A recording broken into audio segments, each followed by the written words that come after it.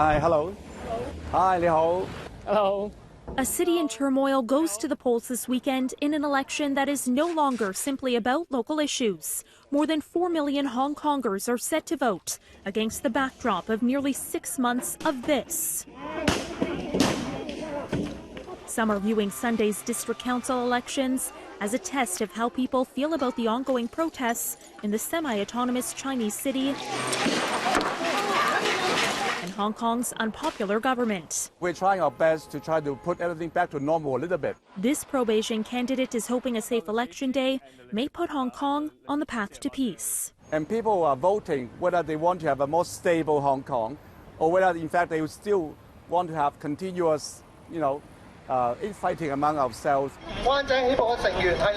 Scores of pro-democracy activists are running in some of the seats that were once uncontested and dominated by pro-Beijing lawmakers. All the seats are being contested.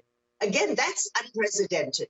Emily Lau, a politician in Hong Kong who advocates for human rights, says a strong showing from the pro-democracy camp would help legitimize the movement the government has tried to dismiss.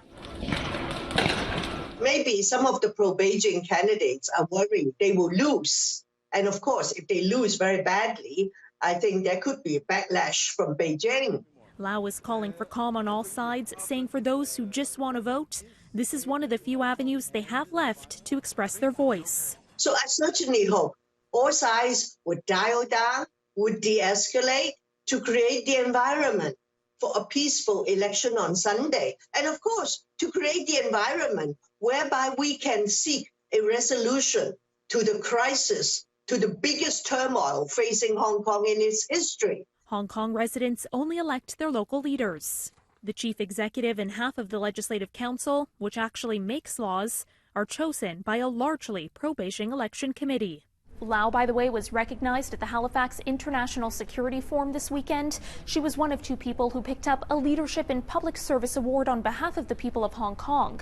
She says she hopes the award will tell the people fighting for freedom in her city that the international community is behind them.